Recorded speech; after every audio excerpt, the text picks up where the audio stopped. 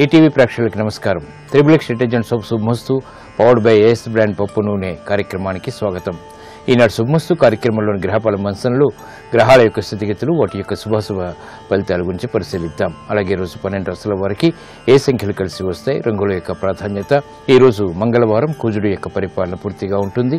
ధైర్య సాహసాలు పెంపొందింప చేసుకోవడానికి, ఆర్థిక విజయాలు సాధించడానికి 12 రాశుల వారు మంగళవారం సందర్భంగా ఈరోజు శ్రీ సుబ్రహ్మణ్య స్వామిని, అలాగే కార్యసిద్ధిని పెంపొందింప చేసుకోవడానికి ఆంజనేయ స్వామిని ఎటువంటి ప్రక్రియలతో పూజించాలి అనేటువంటి అంశాలతో పాటు ముఖ్యంగా 12 రాశుల వారు ఈరోజు చేపట్టవలసినటువంటి కార్యక్రమాలు ఏమిటో కూడా పరిశీలిద్దాం. ముందుగా నేటి పంచాంగ వివరాలు. శ్రీ దుర్ముఖి నామ సంవత్సరం చైత్రమాసం, ఉత్తరాయణం, వసంత ఋతువు. ఈ రోజు చైత్ర బహుళ ఏకాదశి, చాలా విశేషమైనటువంటి పర్వదినం. ఈ రోజు చేపట్టేటువంటి వ్రతాలు శోభని కలిగిస్తాయి, కార్యసిద్ధిని కూడా కలిగిస్తాయి.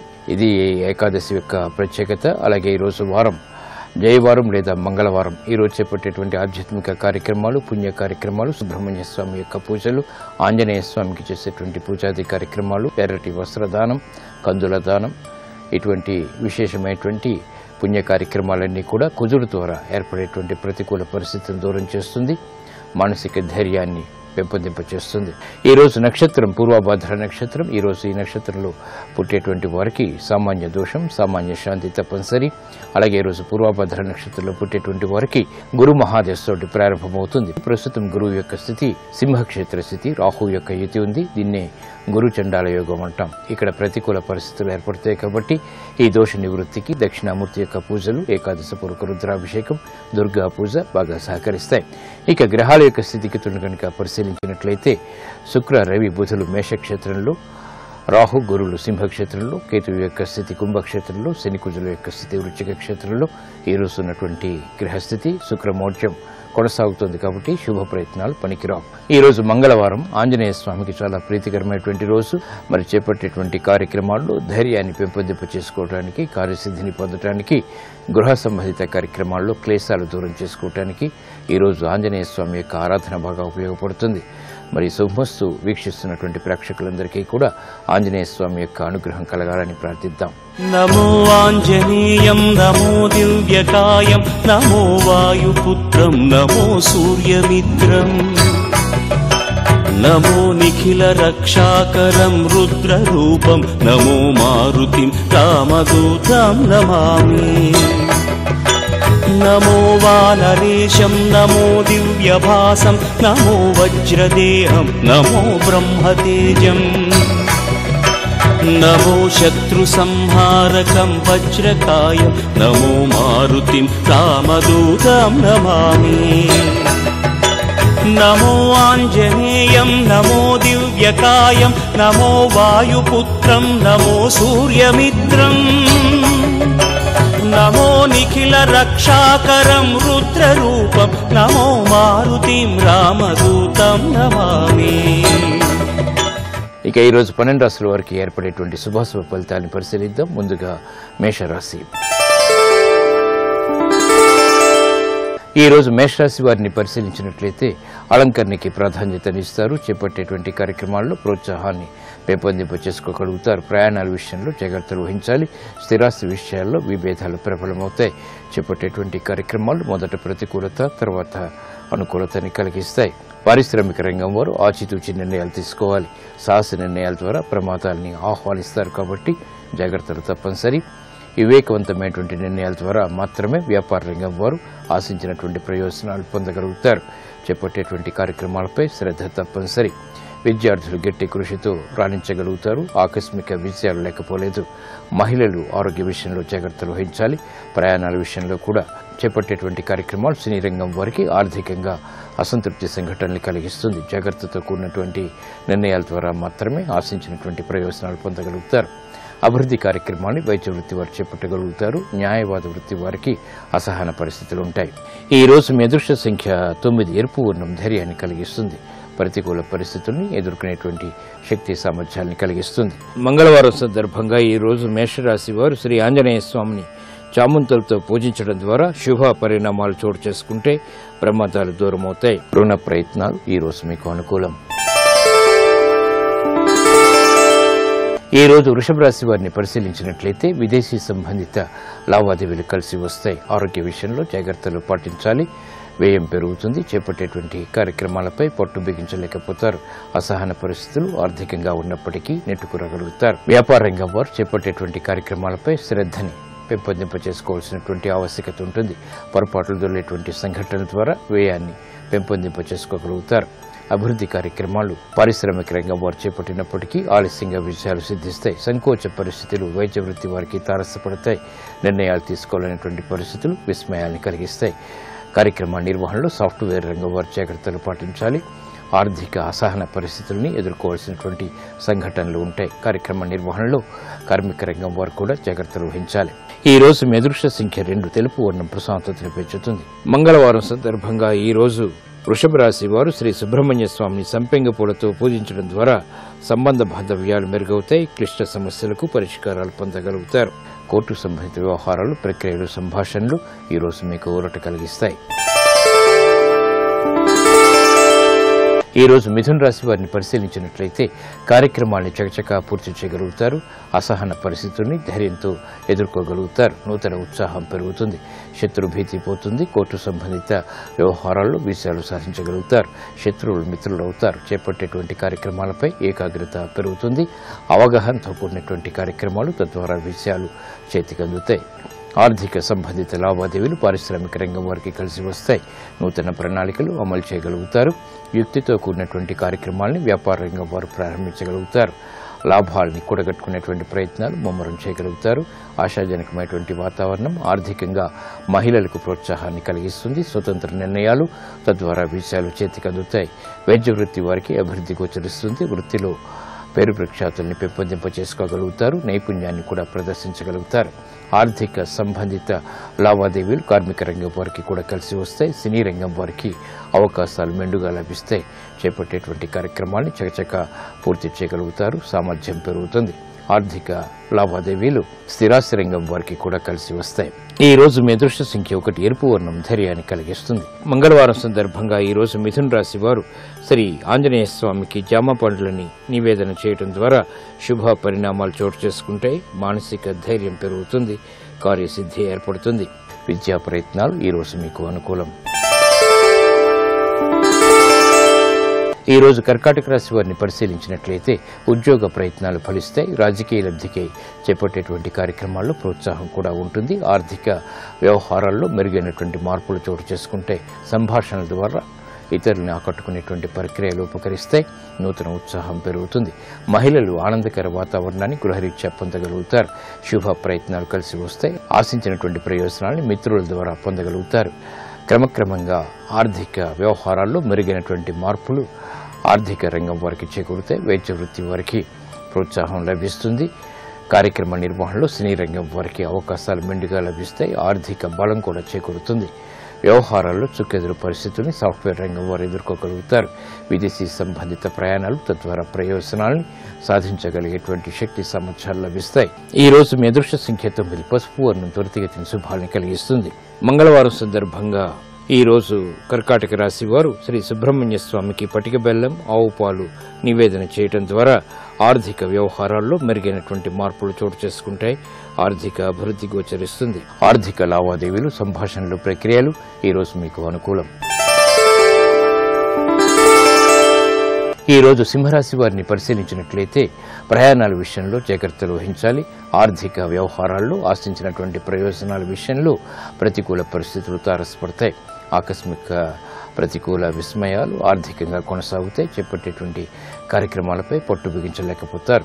నూతన కార్యక్రమాలు గృహరీత్యా మాత్రం ప్రారంభించగలుగుతారు. కోర్టు సంబంధిత వ్యవహారాల్లో ఊరట లభిస్తుంది. కార్యక్రమ నిర్వహణలో పారిశ్రామిక రంగం వారు ఆర్థిక వ్యవహారాల్లో జాగ్రత్తలు పాటించాలి.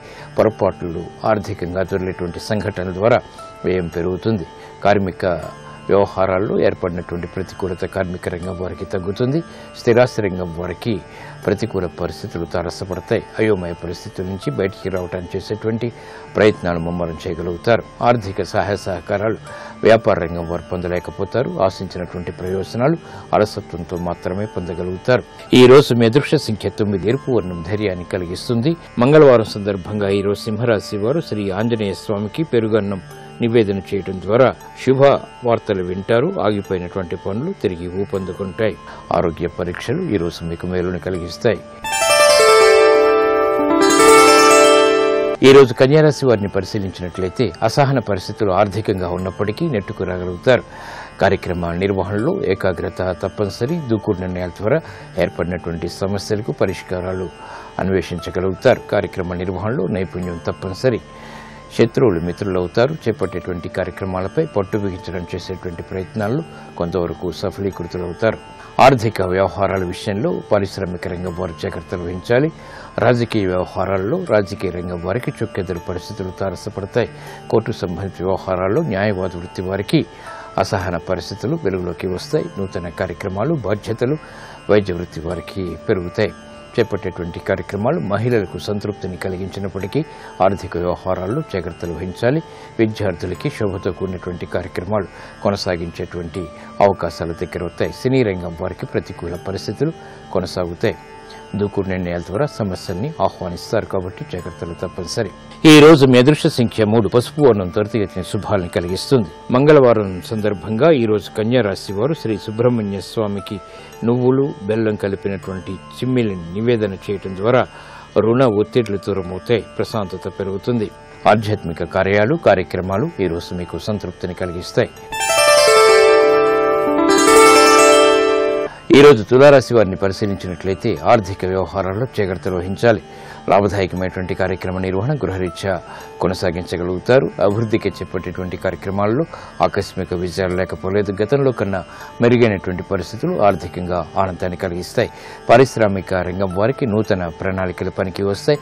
చేపట్టేటువంటి కార్యక్రమాల్లో ప్రోత్సాహాన్ని స్వయం కృషితో పెంపొందింప చేసుకోగలుగుతారు. వ్యాపార రంగం వారికి గతంలో కన్నా మెరుగైనటువంటి పరిస్థితులు వ్యాపారపరంగా ఆనందాన్ని కలిగిస్తాయి. ఆత్మవిశ్వాసాన్ని పెంపొందింప చేస్తాయి. అసహన పరిస్థితుల నుంచి బయటికి వైద్య వృత్తి వారు రాగలుగుతారు. చేపట్టేటువంటి కార్యక్రమాలు విద్యార్థులకి ప్రోత్సాహాన్ని పెంచుతాయి. మహిళలు శుభవార్తలు వింటారు. ఆరోగ్య రక్షణ ఏర్పడుతుంది. గతంలో కన్నా మెరుగైనటువంటి కార్యక్రమాలు గృహరీత్యా చేపట్టగలుగుతారు. బలాన్ని పెంపొందింప చేసుకునేటువంటి కార్యక్రమ నిర్వహణ సాఫ్ట్వేర్ రంగం వారికి ఉపకరిస్తుంది. చేపట్టేటువంటి కార్యక్రమాలు సినీ రంగం వారికి ప్రోత్సాహాన్ని పెంచుతాయి.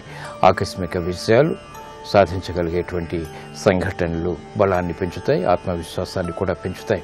ఈ రోజు మీ అదృష్ట సంఖ్య 1. ఎరుపు వర్ణం ధైర్యాన్ని కలిగిస్తుంది. మంగళవారం సందర్భంగా తులారాశి వారు ఈ రోజు ఆంజనేయ స్వామిని మల్లె పువ్వులతో పూజించడం ద్వారా శుభ పరిణామాలు గృహంలో చోటు చేసుకుంటాయి.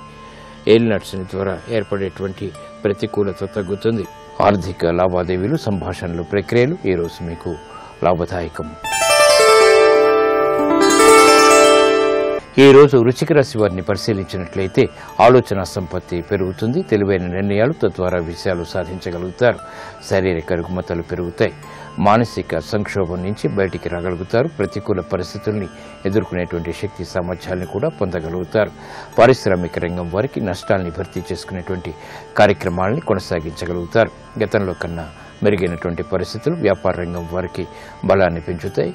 కార్యక్రమ నిర్వహణలో నైపుణ్యం వైద్య వృత్తి వారికి కొనసాగుతుంది. ఆర్థిక సంబంధ బాంధవ్యాలు సినీ రంగం వారికి పెరుగుతాయి. చేపట్టేటువంటి కార్యక్రమాల్లో ప్రోత్సాహం విద్యార్థులకి లభిస్తుంది. మహిళలు అసహన పరిస్థితుల నుంచి బయటికి రాగలుగుతారు. స్వతంత్ర నిర్ణయాల ద్వారా ఆశించినటువంటి ప్రయోజనాలు పొందగలుగుతారు. గృహ విషయాల్లో అనుకూల పరిస్థితులు శుభ పరిణామాలు ఆనందాన్ని కలిగిస్తాయి. వ్యవసాయ రంగం వారికి అనుకూలత పెరుగుతుంది. నూతన అవకాశాలు ఆకస్మికంగా తారసపడతాయి. ఆనందాన్ని కలిగిస్తాయి. ఈ రోజు మీ అదృష్ట సంఖ్య 5. ఆకుపచ్చ వర్ణం రక్షణకి దోహదపడుతుంది. మంగళవారం సందర్భంగా ఈ రోజు వృశ్చిక రాశి వారు శ్రీ సుబ్రహ్మణ్య స్వామికి క్షీరాన్నాన్ని నివేదన చేయడం ద్వారా ఆర్థిక వ్యవహారాల్లో విజయాలు సాధించగలుగుతారు. ఆరోగ్య రక్షణ ఏర్పడుతుంది. విదేశీ లావాదేవీలు సంభాషణలు ప్రక్రియలు ఈ రోజు మీకు లాభదాయకం. ఈ రోజు ధనుస్సు రాశి వారిని పరిశీలించినట్లయితే వాహన సౌఖ్యం కొనసాగుతుంది. ఆగిపోయినటువంటి పనులు తిరిగి ఊపందుకుంటాయి. చేపట్టేటువంటి కార్యక్రమాలపై శ్రద్ధ పెరుగుతుంది. నష్టాల్ని భర్తీ చేసుకునేటువంటి కార్యక్రమ నిర్వహణలో మెరుగైనటువంటి మార్పులకి చేసేటువంటి ప్రయత్నాలు ఆనందాన్ని కలిగిస్తాయి. ఆత్మవిశ్వాసాన్ని కూడా పెంచుతాయి. అభివృద్ధి కార్యక్రమాలు గృహరీత్యా కూడా చేపట్టగలుగుతారు. అదృష్ట సంఘటనల్ని ఆహ్వానించగలుగుతారు. పారిశ్రామిక రంగం వారికి చేసినటువంటి పొరపాట్లు సవరించుకునేటువంటి అవకాశాలని పొందగలుగుతారు. ఆర్థిక సంబంధిత లావాదేవీలు వ్యాపార రంగం వారికి కలిసి వస్తాయి. నూతన కార్యక్రమాలు మహిళలు ప్రారంభించగలుగుతారు. ఉద్యోగస్తులు శుభవార్తలు వింటారు. ఆశించినటువంటి ప్రయోజనాలు సినీ రంగం వారికి దగ్గరవుతాయి. ఆర్థిక వ్యవహారాల్లో ఏర్పడినటువంటి ప్రతికూలత తగ్గుతుంది. శుభ పరిణామాలు వైద్య వృత్తి వారికి కొనసాగుతాయి. వృత్తిలో అభివృద్ధి గోచరిస్తుంది. ఆర్థిక సహాయ సహకారాలు కూడా లభిస్తాయి. ఆశించినటువంటి ప్రయోజనాలు వ్యవసాయ రంగం వారికి దగ్గరవుతాయి. ఈ రోజు మీ అదృష్ట సంఖ్య 9. ఎరుపు వర్ణం ధైర్యాన్ని కలిగిస్తుంది. మంగళవారం సందర్భంగా ఈ రోజు ధనుసు రాశి వారు శ్రీ ఆంజనేయ స్వామిని తమలపాకులతో పూజించడం ద్వారా ఆర్థిక వ్యవహారాల్లో మెరుగైనటువంటి మార్పులు చోటు చేసుకుంటాయి. ఏలినాటి శని ద్వారా ఏర్పడేటువంటి అతి వ్యయాన్ని నియంత్రించగలుగుతారు. స్థిరాస్తి నిర్ణయాలు ఈ రోజు మీకు లాభదాయకం. ఈ రోజు మకర రాశి వారిని పరిశీలించినట్లయితే స్థిరాస్తి విభేదాలు తగ్గుతాయి. చేపట్టేటువంటి కార్యక్రమాలు ఆర్థిక వ్యవహారాల్లో మెరుగైనటువంటి మార్పులకి దారితీస్తాయి. అభివృద్ధి ఆర్థికంగా గోచరిస్తుంది. నూతన కార్యక్రమాలు భూ సంబంధిత వ్యవహారాల్లో ప్రారంభించగలుగుతారు. ఆత్మవిశ్వాసాన్ని పెంపొందింపజేసుకునేటువంటి కార్యక్రమ నిర్వహణ అన్ని రంగాల వారికి దగ్గరవుతుంది. చేపట్టేటువంటి కార్యక్రమాలు పారిశ్రామిక రంగం వారికి ప్రోత్సాహాన్ని పెంచుతాయి. స్థిరాస్తి రంగం వారికి అనువైనటువంటి మార్పులు వృత్తిరీత్యా చోటు చేసుకుంటాయి. నష్టాన్ని భర్తీ చేసుకునేటువంటి కార్యక్రమ నిర్వహణలో ఆశించినటువంటి ప్రయోజనాలు దక్కుతాయి. ధైర్య సాహసాలతో కూడినటువంటి కార్యక్రమ నిర్వహణ వైద్య వృత్తి వారు చేపట్టగలుగుతారు. లాభదాయకమైనటువంటి కార్యక్రమాలు స్త్రీలు ప్రారంభించగలుగుతారు. ఉపశమనం వ్యవసాయ రంగం వారికి లభిస్తుంది. కార్యక్రమాల్ని చకచకా పూర్తి చేయగలుగుతారు. విద్యార్థులకి ఆశించినటువంటి ప్రయోజనాలు విద్యాపరంగా లభిస్తాయి. విదేశీ సంబంధిత విద్యా ప్రయత్నాలు కూడా లాభిస్తాయి. ఈ రోజు మీ అదృష్ట సంఖ్య 1. ఎరుపు వర్ణం ధైర్యాన్ని కలిగిస్తుంది. మంగళవారం సందర్భంగా ఈ రోజు మకర రాశి వారు శ్రీ సుబ్రహ్మణ్య స్వామిని ఎర్రటి అక్షింతలతో పూజించడం ద్వారా శుభవార్తలు వింటారు. వేగవంతమైన నిర్ణయాలు తద్వారా విషయాలు చేతికి అందుతాయి. విదేశీ ప్రయాణాలు, సంభాషణలు, ప్రక్రియలు ఈ రోజు మీకు లాభదాయకం. ఈ రోజు కుంభరాశి వారిని పరిశీలించినట్లయితే ఆర్థిక వ్యవహారాల్లో జాగ్రత్తలు వహించాలి. లాభదాయకమైనటువంటి కార్యక్రమ నిర్వహణ గృహరీత్యా కొనసాగించగలుగుతారు. అభివృద్ధికి చేపట్టేటువంటి కార్యక్రమాల్లో ఆకస్మిక విజయాలు లేకపోలేదు. గతంలో కన్నా మెరుగైనటువంటి పరిస్థితులు ఆర్థికంగా ఆనందాన్ని కలిగిస్తాయి. పారిశ్రామిక రంగం వారికి నూతన ప్రణాళికలు పనికి వస్తాయి. చేపట్టేటువంటి కార్యక్రమాల్లో ప్రోత్సాహాన్ని స్వయం కృషితో పెంపొందింప చేసుకోగలుగుతారు. వ్యాపార రంగం వారికి గతంలో కన్నా మెరుగైనటువంటి పరిస్థితులు వ్యాపార పరంగా ఆనందాన్ని కలిగిస్తాయి. ఆత్మవిశ్వాసాన్ని పెంపొందింపచేస్తాయి. అసహన పరిస్థితుల నుంచి బయటికి వైద్య వృత్తి వారు రాగలుగుతారు. చేపట్టేటువంటి కార్యక్రమాలు విద్యార్థులకి ప్రోత్సాహాన్ని పెంచుతాయి. మహిళలు శుభవార్తలు వింటారు. ఆరోగ్య రక్షణ ఏర్పడుతుంది. గతంలో కన్నా మెరుగైనటువంటి కార్యక్రమాలు గృహరీత్యా చేపట్టగలుగుతారు. బలాన్ని పెంపొందింప చేసుకునేటువంటి కార్యక్రమ నిర్వహణ సాఫ్ట్వేర్ రంగం వారికి ఉపకరిస్తుంది. చేపట్టేటువంటి కార్యక్రమాలు సినీ రంగం వారికి ప్రోత్సాహాన్ని పెంచుతాయి. ఆకస్మిక విజయాలు సాధించగలిగేటువంటి సంఘటనలు బలాన్ని పెంచుతాయి. ఆత్మవిశ్వాసాన్ని కూడా పెంచుతాయి. ఈ రోజు మీ అదృష్ట సంఖ్య 1. ఎరుపు వర్ణం ధైర్యాన్ని కలిగిస్తుంది. మంగళవారం సందర్భంగా ఈ రోజు కుంభరాశి వారు శ్రీ ఆంజనేయ స్వామిని సింధూరంతో పూజించడం ద్వారా ఆహ్లాద పరిస్థితులు గృహరీత్యా చోటు చేసుకుంటాయి. ఆర్థిక లావాదేవీలు, సంభాషణలు, ప్రక్రియలు ఈ రోజు మీకు లాభదాయకం.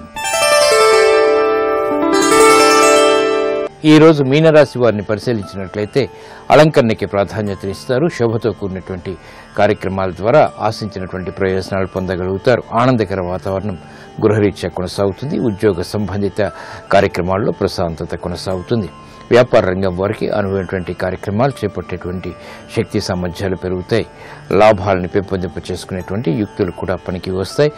పారిశ్రామిక రంగం వారికి అనువైనటువంటి మార్గాలు వృత్తిపరంగా అన్వేషించగలుగుతారు. విద్యార్థులకి ఆశించినటువంటి కార్యక్రమ నిర్వహణ ద్వారా విషయాలు సిద్ధిస్తాయి. మహిళలు ఆరోగ్య రక్షణ ఏర్పడుతుంది. స్వతంత్ర నిర్ణయాల ద్వారా ఆశించినటువంటి ప్రయోజనాలు పొందగలుగుతారు. ప్రణాళికలు అమలు చేయగలుగుతారు. వ్యవసాయ రంగం వారికి కలిసి వస్తుంది. చేపట్టేటువంటి కార్యక్రమాలు వైద్య వృత్తి వారికి ప్రోత్సాహాన్ని పెంచుతాయి. స్థిరాస్తి రంగం వారికి మెరుగైనటువంటి మార్పులు ఆకస్మికంగా లభిస్తాయి. గతంలో ఆగిపోయినటువంటి పనులు తిరిగి పూర్తి చేసేటువంటి సంఘటనలు ఆనందాన్ని కలిగిస్తాయి. ఈ రోజు మీ అదృష్ట సంఖ్య 9. పసుపు వర్ణం త్వరితగతిని శుభాలను కలిగిస్తుంది. మంగళవారం సందర్భంగా ఈ రోజు మీనరాశి వారు శ్రీ సుబ్రహ్మణ్య స్వామిని ఎర్రటి పుష్పాలతో పూజించడం ద్వారా మానసిక ధైర్యం పెరుగుతుంది. కార్యసిద్ధి ఏర్పడుతుంది. స్థిరాస్తి కొనుగోలు వంటివి ఈ రోజు మీకు లాభదాయకం.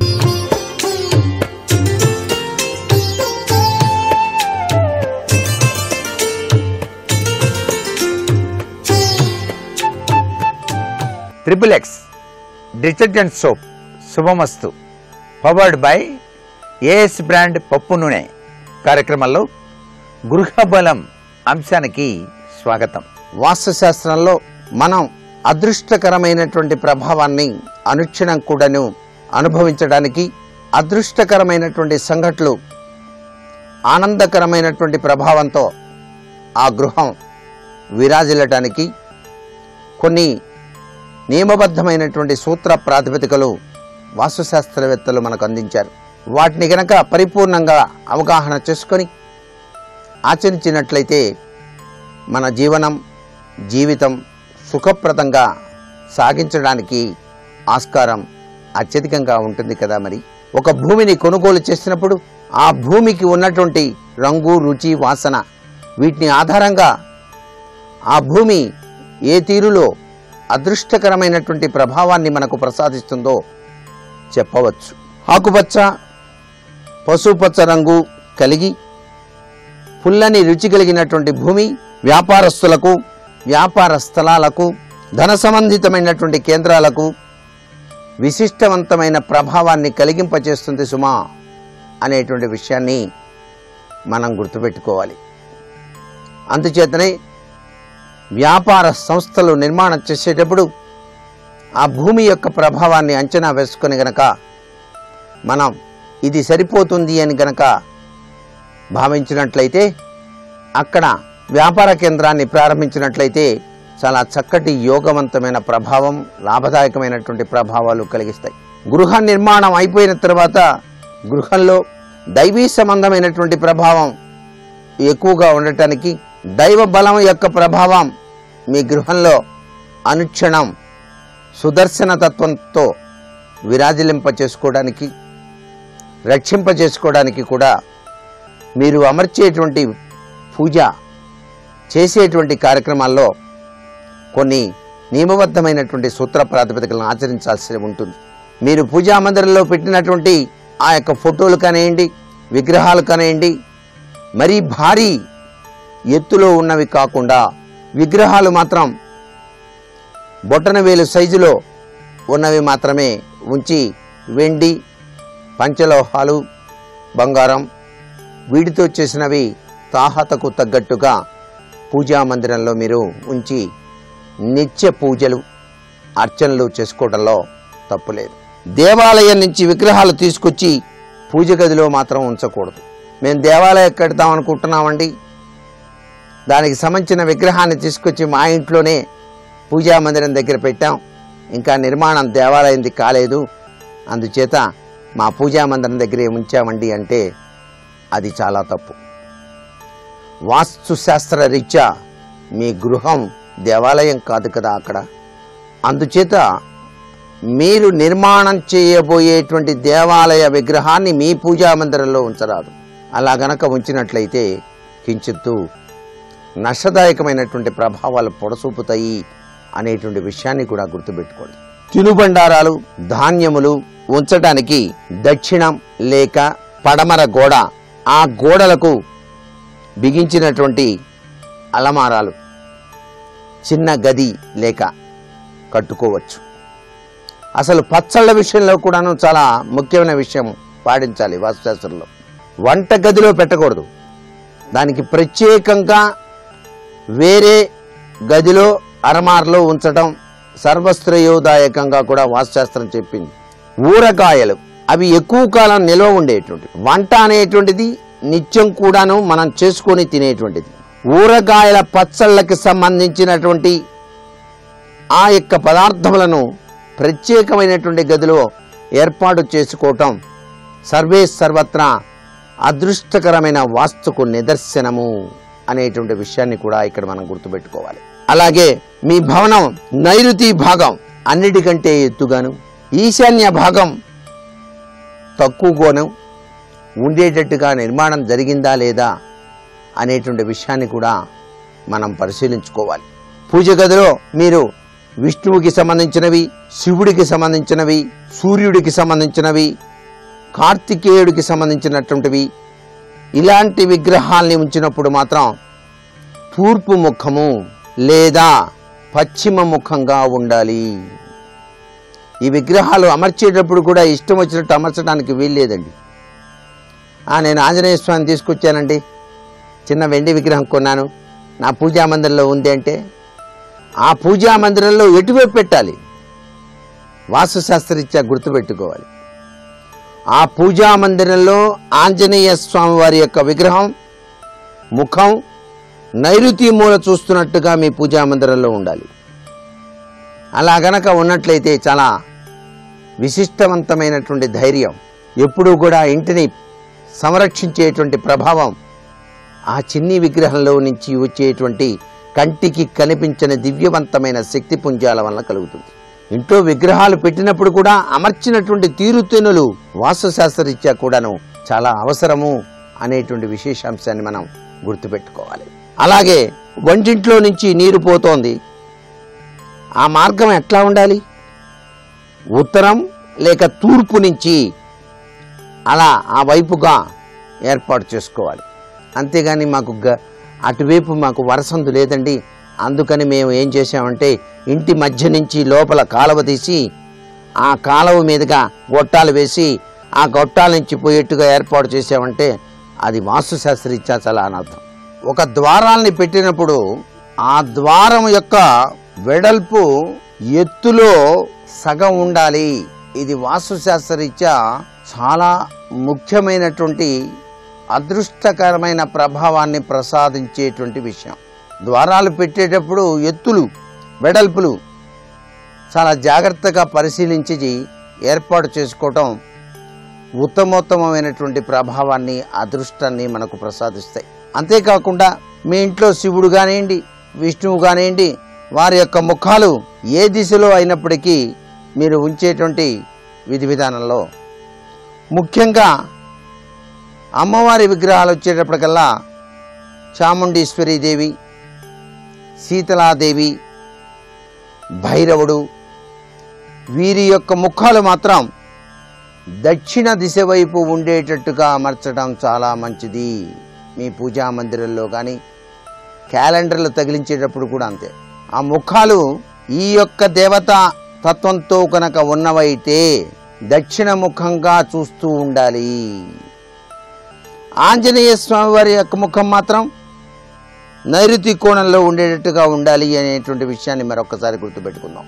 ఇవన్నీ ఎందుకండి ఇట్లా ఉంచాల్సిందేనా అంటే ఆ యొక్క స్వభావరీత్యా ఆ యొక్క విగ్రహాల్లో దాగినటువంటి అనిర్వచనీయమైనటువంటి శక్తి పుంజాల యొక్క ప్రభావం మన ఇంటికి ఏ తీరున వాస్తుశాస్త్రరీత్యా సహకరిస్తాయో గుర్తుపెట్టుకోవాలి. అంతేకాకుండా వరండాలు కట్టుతారు, చాలామంది వరండాలు వేస్తూ ఉంటారు. ఈ వరండాలు ఇంటికి ఉత్తరం లేదా తూర్పు దిశలో ఉండాలి. ఏమండి, ఈ మధ్యనే నేను కాశీ వెళ్ళాను, ఆ కాశీ నుంచి 2 స్ఫటికలింగాలు తీసుకొచ్చానండి. ఆ 2 స్ఫటికలింగాలు పూజా మందిరంలో ఉండొచ్చా అని చెప్పేసి చాలామంది భావిస్తూ ఉంటారు. ఎప్పుడూ కూడానండి 2 విగ్రహాలు ఉంచి పూజ చేయకూడదు. ఒకే విగ్రహం ఉండాలి ఏదైనా సరే. ఒక శివలింగం, ఒక సాలగ్రామం, ఒక సుదర్శనం. ఇలా గనక ఉంచి మీరు నిత్యం అనుష్ఠానం చేసుకోవటం మీ గృహానికి అదృష్టకరమైన ప్రభావాన్ని ప్రసాదిస్తుంది. మరికొన్ని అదృష్టకరమైనటువంటి వాస్తు విషయాల్ని రేపటి శుభమస్తు కార్యక్రమంలో తెలుసుకుందామా? మరి సర్వే జనా సుఖినో భవంతు.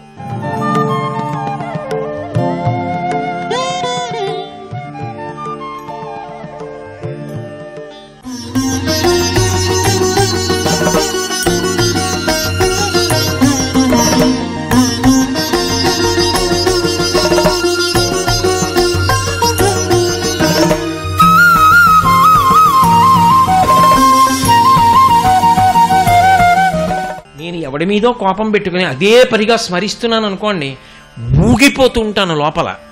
దానివల్ల వాడేమవుతాడు తర్వాత మాట. కానీ నేను పాడైపోతాను, దేని మీద మనసు నిలబడదు. అందుకే క్రోధంతో కూడా మనసు పట్టుకుంటుంది.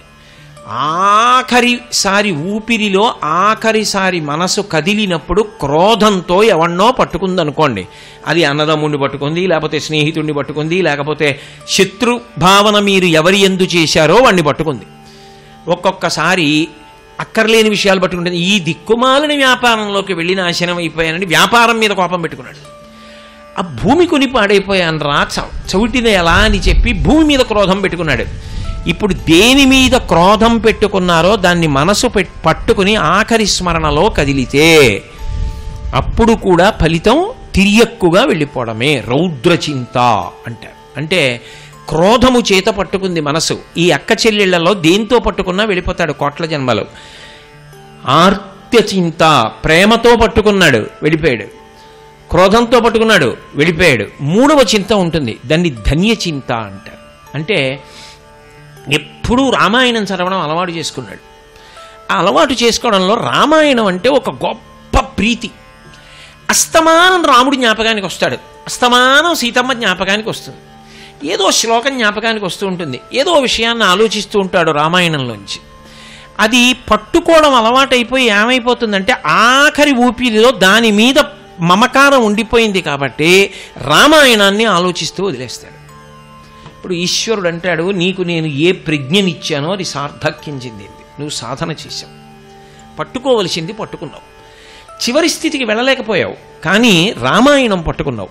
గురుపాదములు పట్టుకుని గురువుని స్మరిస్తూ వెళ్ళిపోతాడు ఒకడు దేవాలయం స్మరిస్తూ వెళ్ళిపోతాడు, ఒకడు ఎప్పుడూ భగవత్ సంబంధం వింటూ ఉంటాడు, అది స్మరిస్తూ వెళ్ళిపోతాడు.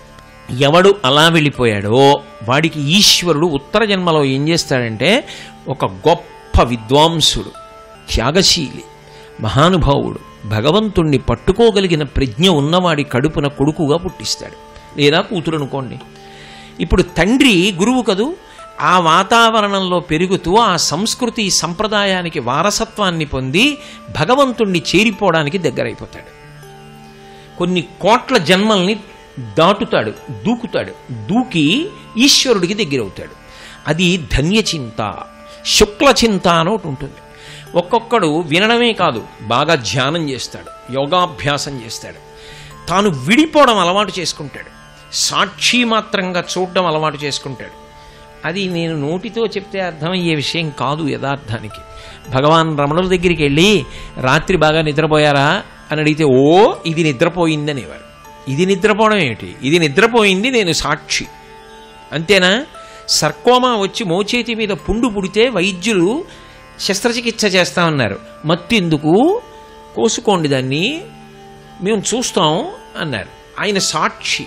దీనికి పుండు పుట్టిందనేవారు, నాకు పుండు పుట్టిందనేవారు కాదు, నేను ఆత్మ అనేవారు ఆయన. అందుకే ఆఖరణ ప్రాణవాయువు తీసుకొస్తుంటే వద్దన్నారు.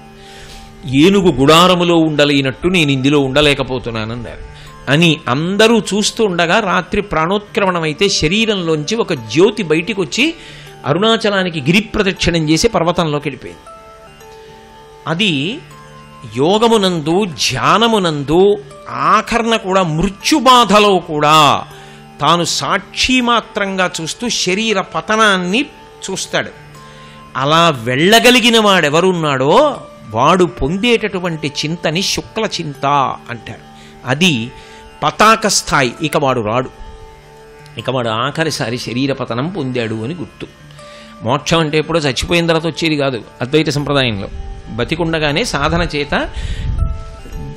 జీవన్ముక్తుడయ్యాడంటారు. అంటే తాను ఆత్మగా నిలబడి అనుభవాన్ని పొందుతాడు. విదేహముక్తి అంటే శరీరం పడిపోయిన తర్వాత అంతటా ఆత్మగా వ్యాపిస్తాడు, అది విదేహముక్తి.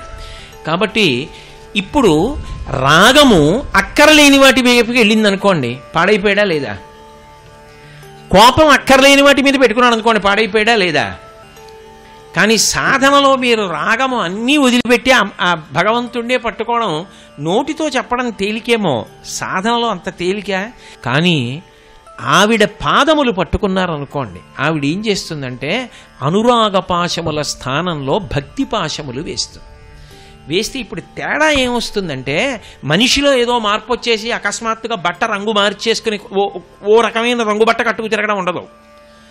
ఇవే బట్టలు కట్టుకుంటాడు, ఇలాగే తిరుగుతూ ఉంటాడు. కానీ ప్రతిదానికి ముందు ఈశ్వరుణ్ణి చూస్తాడు, అది గొప్ప. అంటే భక్తి పాశములు పడ్డాయి ఆవిడ చేతిలోంచి. మా ఆవిడ ఎంత అనుకూలవతో, అందుకని నాకు దాని మీద మనసు ఉండిపోయింది అండవు. ఈశ్వరుడు అంత అనుకూలవతినిచ్చాడు నా జన్మ ధన్యం అవడానికి, అది ఈశ్వర అనుగ్రహం అంటాడు. ఇప్పుడు తన భార్య తనకి అనుకూలవతి కావడం ఈశ్వరుడు యొక్క కృప. రాగమునకు కారణమైన వాటికన్నింటికీ భగవంతుని వలన అన్నది తెచ్చుకుంటూ ఉంటాడు ఎప్పుడు. వాడి వలన నా అదృష్టం, నాకు కొడుకున్నాడు, ఈశ్వరానుగ్రహం. ఓ కూతురుంది, కన్యాదానం చేయగలిగాను, ఈశ్వరానుగ్రహం. కొడుకు కూతురు క్షేమంగా ఉన్నారు, ఈశ్వరానుగ్రహం. 4 మాటలు చెప్పుకుంటున్నాను, ఈశ్వరానుగ్రహం. 4 జ్ఞాపకం ఉన్నాయి, ఈశ్వరానుగ్రహం. ఒక శ్లోకం నోటికి వచ్చింది, ఈశ్వరానుగ్రహం. ఇవాళ అభిషేకం చేశాం, పరదేవత అనుగ్రహం. ప్రదక్షిణం చేశా, ఆ తల్లి అనుగ్రహం. తిన్నది జీర్ణమైంది, ఆ తల్లి అనుగ్రహం. ఇప్పుడు ఏది చేస్తుండండి, దానికి ముందేది ఉంది? ఈశ్వరుడు ఉన్నాడు. అంటే రాగమంతా ఇప్పుడు ఎవరి మీదకి ఎడుతుంది? ఆయన అనుగ్రహం, ఆయన అనుగ్రహం, ఆయన అనుగ్రహం. ఇప్పుడు ఏది చేసినా వాడు జ్ఞాపకానికి వస్తూ ఉంటాడు. అది ఆవిడ భక్తిపాశముగా మార్చి లాగుతుంది. అదే ఆవిడ గొప్పతనం. శంకరాచార్యులు వారి సౌందర్యలహరిలో జపో జల్ప శిల్పం సకలమపి ముద్రా విరచన గతి ప్రాదక్షిణ్యాక్రమణమశనాద్యాహుతి విధి ప్రణామ సంవీశ సుఖమఖిలమాత్మార్పణ దృశ సపర్యాపర్యాయస్తవ భవతు ఎన్మే విలసితం అంటారు. మాట్లాడుతూ సమస్త జీవులలో మనుష్యునికి ఉంది స్వరపేటిక. ఎక్కడో మూలాధార చక్రం దగ్గర బయలుదేరినటువంటి వాయువు పైకొచ్చి బ్రహ్మరంధ్రం దగ్గరికి వెడితే అలా ఉద్గమించకూడదని వెనక్కి తోసేస్తే నోటి దగ్గరికి వచ్చినటువంటి వాయువుని నాలిక కదిలి నొక్కితే సొట్టలు పడినటువంటి గాలి అక్షరములై, అక్షరములు పదములై, పదములు వాక్యములై నా నోటిలోంచి నా భావాన్ని తీసుకుని పైకొచ్చి వాయుతన్మాత్రలో ప్రవేశించి మీ చెవులలోంచి లోపలికి వెడితే నా భావములు మీ భావములుగా మారుతున్నాయి. ఇదంతా పరదేవత అనుగ్రహం. ఆ తల్లి స్వరపేటిక పెట్టి వాయువుని వాక్కుగా మారుస్తోంది. కాబట్టి నేను మాట మాట్లాడితే ఆ తల్లి అనుగ్రహం. నేను మాట్లాడిన ఏ మాట సమాజము క్షోభపడేటట్టుగా మాట్లాడడానికి పనికి రాకుండుగాక. ఇది మంచి మాట అన్నప్పుడు పిరికితనంతో మాట్లాడకుండా ఉండకుండా మాట్లాడగలిగిన ధైర్యము నాకు కలుగుగాక. ఇప్పుడు ఏమైంది? నా మాటకి ముందు పరదేవత ఉంది. జపో జల్ప, నేను మాట్లాడిన మాటలన్నీ అప్పుడు నేను చేసిన జపమే అవుతుంది. జపో జల్ప శిల్పం సకలమపి ముద్రా విరచన. నేను ఈ చెయ్యి కదుపుతున్నాను అనుకోండి, ఎందరికో ఈ చెయ్యి కదలక వేల రూపాయల ఔషధాలు తిని విద్యుద్ఘాతమును పెట్టించుకుంటున్నారు. కోరి కోరి విద్యుద్ఘాతం పెట్టించుకుని బాధపడుతున్నారు. ఈ చెయ్యి కదలక వేళ్ళు కదలక. కానీ నా చెయ్యిలా కదులుతోందంటే ఆ తల్లి అనుగ్రహం, కదలికలన్నీ ఆవిడ శక్తి. అమ్మా నువ్వమ్మా ఈ చెయ్యి కదపడానికి కారణం. ఈ చెయ్యి ఇలా అనడానికి పనికి రావాలి కానీ బెంగ పెట్టుకోకుండా అనడానికి పనికి రావాలి కానీ ఇలా చూపించడానికి పనికి రాకూడదమ్మా. ఈ నువ్విచ్చిన కదలిక 10 మంది సంతోషానికి ఉపయోగిస్తాను అన్ననాడు నా కదలికలన్నీ కూడా కేవలముగా జపమునకు నేను పట్టిన ముద్రలు. అప్పుడు ఆవిడ ఆరాధన అయిపోతాయి. అలాగే గతి ప్రాదక్షిణ్య, నేను నడుస్తున్నాను అనుకోండి, నడవలేక మంచమున ఉండిపోయిన వాళ్ళు ఎందరో ఉన్నారు. 4 మెట్లు ఎక్కలేని వాళ్ళు, 4 మెట్లు దిగలేని వాళ్ళు, కూర్చోలేని వాళ్ళు, నించోలేని వాళ్ళు, కదలలేని వాళ్ళు ఎందరో ఉన్నారు. అమ్మా నీ అనుగ్రహం ఓ ప్రదక్షిణం చేయగలుగుతున్నా, అమ్మా నీ అనుగ్రహం ఇలా కూర్చోగలుగుతున్నా, అమ్మా నీ అనుగ్రహం మాట్లాడగలుగుతున్నా.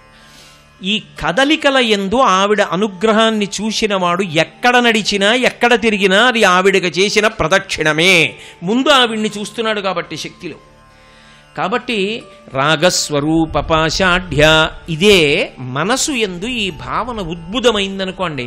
కమలాక్షు నర్చించు కరములు కరములు శ్రీనాథు వర్ణించు జిహ్వ జిహ్వ సురరక్షకుని చూచు చుట్కులు చుట్కులు శేషసాయికి మృక్కు శిరము శిరము విష్ణునాకర్ణించు వీనులు వీనులు మధువైరిద విలిన మనము మనము భగవంతు వలగొను పదములు పదములు పురుషోత్తముని మీది బుద్ధి బుద్ధి దేవదేవుని చింతించు దినము దినము చక్రహస్తుని ప్రకటించు చదువు చదువు కుంభినీదవు చెప్పెడి గురుడు గురుడు తండ్రి హరిజేరుమని ఎడి తండ్రి తండ్రి.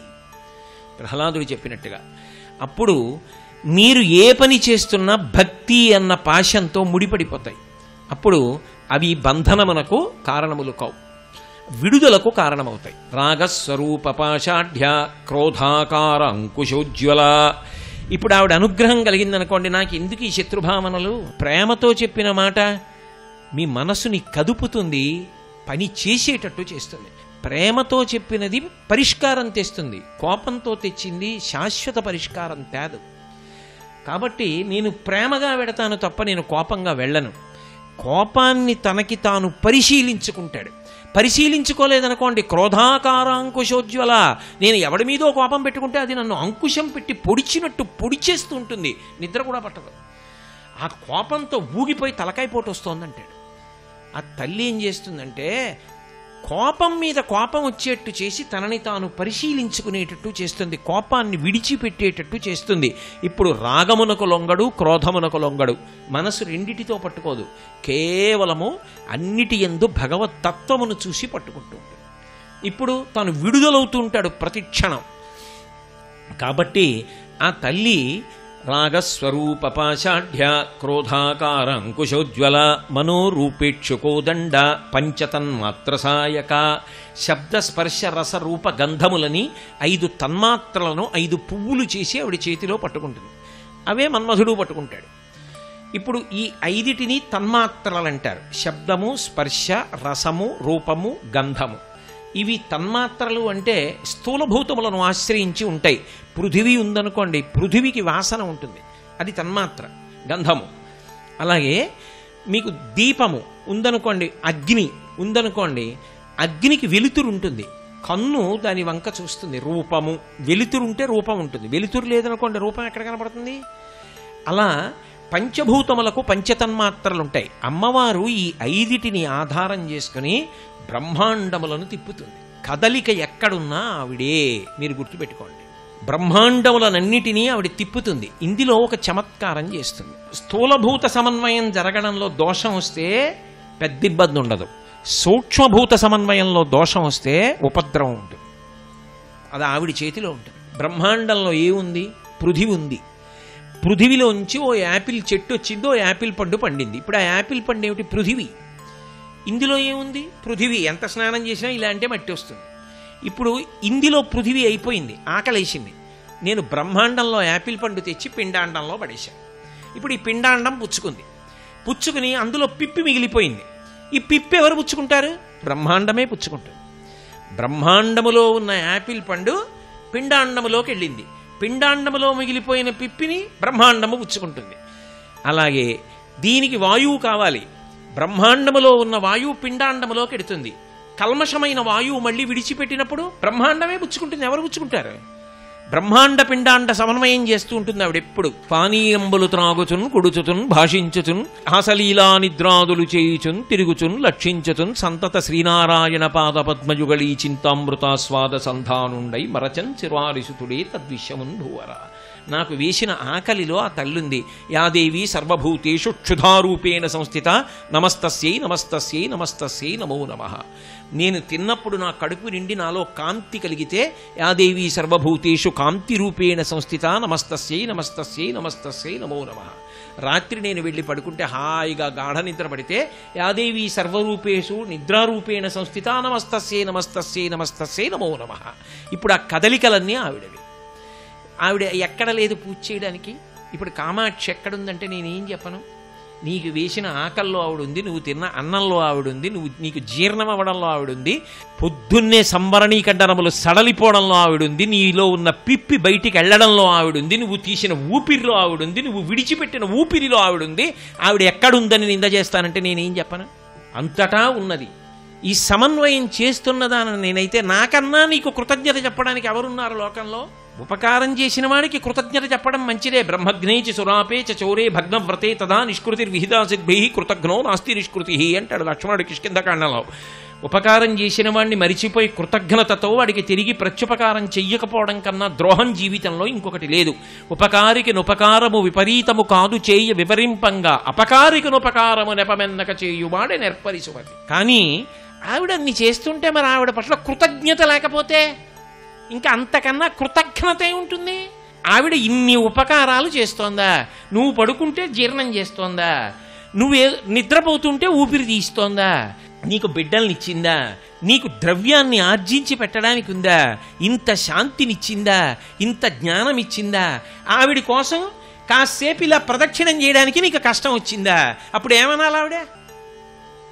ఆవిడ అలాగే భావన చేస్తే నా దగ్గరికి వచ్చేటప్పటికి నీకు ఇంత కష్టమా, నీకు మాత్రం నేను అన్నీ చెయ్యాలా అని ఆవిడంటే ఏమైపోతావు అనే ముందు ఆలోచించద్దు.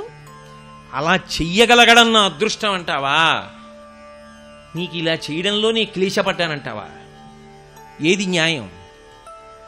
అందుకే భావనామాత్ర సంతుష్టాయై నమో నమః. నువ్వు ఏ భావనతో చేశావన్నదా ఆవిడ చూస్తుంది. నేను తరించాను అన్నావా, ఆనందిస్తుంది. చాలా కష్టపడ్డానన్నావా, బాధపడుతుంది. ఇంత కృతజ్ఞుడుగా అంటుంది. కాబట్టి అది అర్థమైందనుకోండి, మనసు ఆవిడ వైపు తిరగకుండా మీరు ఎవరి గురించి ఆలోచిస్తారు? ఎంత ప్రేమతో కదులుతుంది ప్రతి విషయంలో ఆవిడ. అమ్మా, నిన్ను స్మరించకుండా ఎక్కడ ఉండనమ్మా కామాక్షి, నువ్వు తప్ప ఏది జ్ఞాపకానికి వస్తుంది? అందుకే మహాస్వామి వారు పల్లకి ఎక్కితే కామాక్షి కామాక్షి కామాక్షి కామాక్షి అంటూ పల్లకి మొయ్యమనేవారు. ఆ పేరు వినపడకపోతే ఆయన ఉండలేకపోయేవారు. అది ధన్యత. ఆ పండిన భక్తియే జ్ఞానము. సర్వం శ్రీ ఉమామహేశ్వర పరబ్రహ్మార్పణమస్తు.